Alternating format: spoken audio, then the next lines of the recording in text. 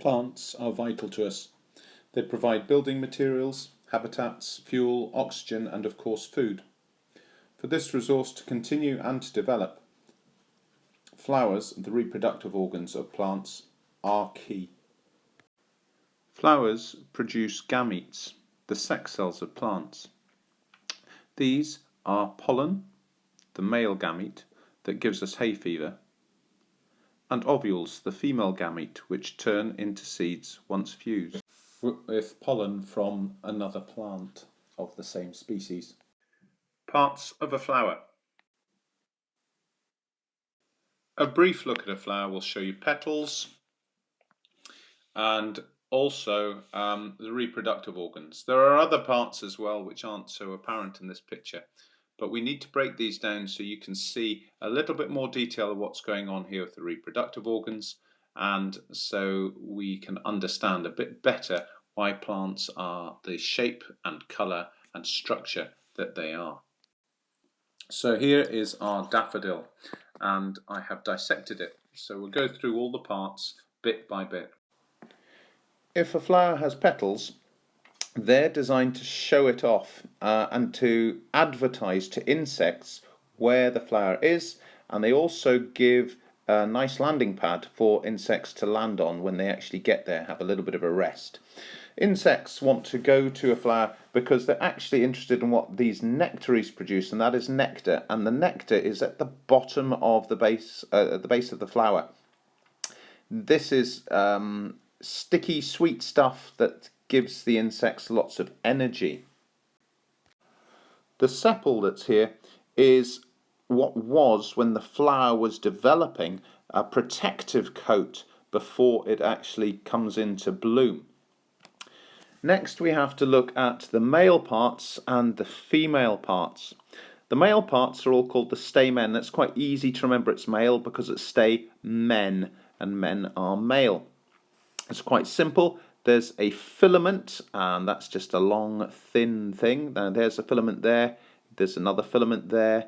If you look here, there's a filament. There's another one. So there's normally quite a lot of these stamen in a flower.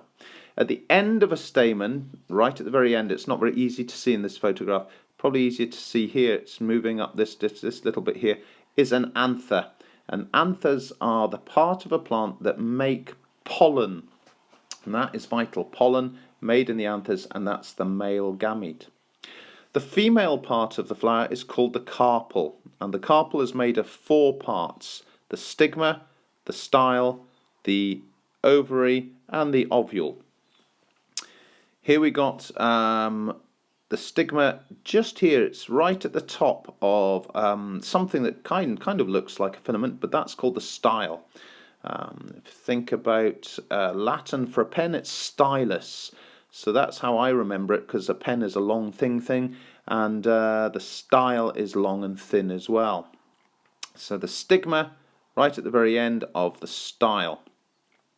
The stigma is where the pollen from the anther lands. So the pollen will come from the anther, comes from here, taken by the insect, it flies around, it comes along to another flower, lands on its petal, and then comes and drops its pollen, or the pollen gets rubbed onto the stigma. At the base of the stigma and the style, attached to it, which I've pulled them apart here, are the ovary and the ovule. Now the ovule is quite hard to see. It's a tiny, tiny little white dot you can see just below the end of the line, just there. And that's what will turn into a seed when it gets fertilized by the pollen.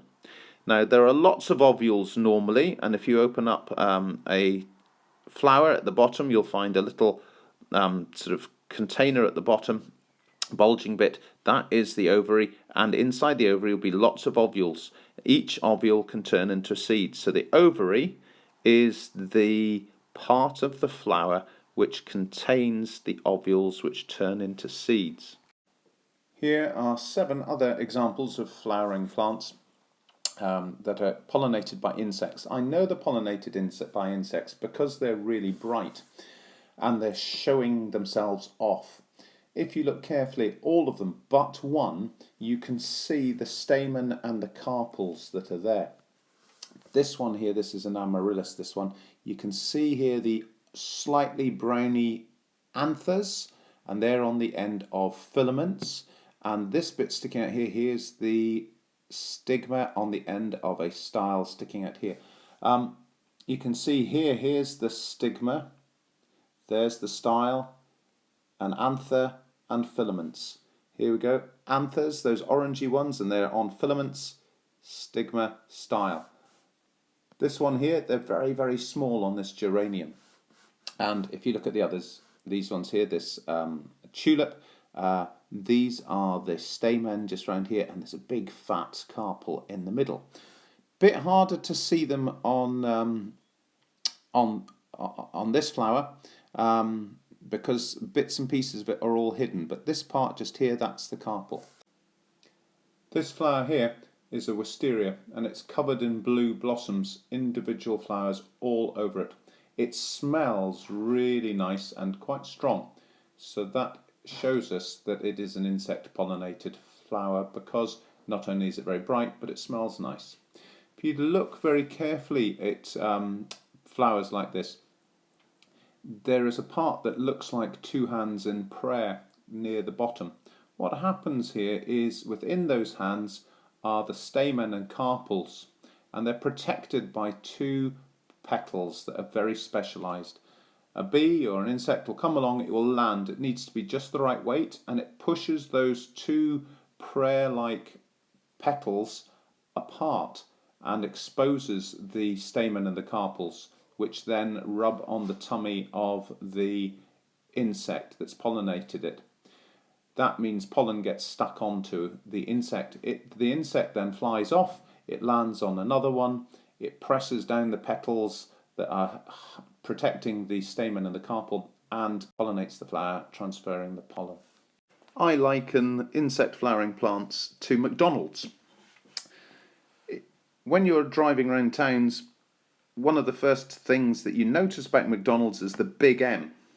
As you get a bit closer, you can smell the McDonald's as it wafts around the place.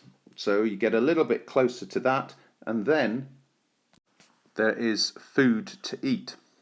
So in the case of the flower, you can see the bright petals, you can smell the perfume, and then you get the nectar. So a little bit like McDonald's, just go over there, you see the bright petals, you smell the perfume, and then you get to eat the nectar. But McDonald's don't do this just to feed you. They have a reason for doing it, just like plants have a reason for smelling and looking so good. McDonald's do it to make money, and flowers do this to get pollinated. Here are some more flowers, but you'll notice about these ones that they are green. They're not brightly coloured. They also don't have much smell. So here's the flower here, the spiky thing, the dangly thing here, that's lots of flowers there. And these parts here, these are flowers, you can see lots of them. These flowers are pollinated by the wind. What I mean by pollination is taking the pollen from one flower off to another. So there's a flower there sticking out, and taking it from the anther on the stamen, and it carries it on and it takes it off to the stigma on the carpel of another flower. So these flowers don't need to follow the McDonald's effect. They don't need to attract insects, so they don't need to be bright, so they just stay as green. They don't need to attract insects, so they don't need to smell. And they don't need to make use lots of energy producing nectar. All they do is need to hang out in the wind.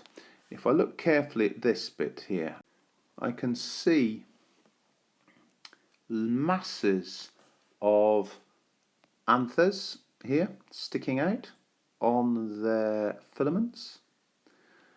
And if I look carefully at other parts of a different flower, I would be able to see lots of carpels. These plants are quite clever because they don't want to pollinate themselves, they want to pollinate other flowers, so they don't produce stamen and carpels at the same time.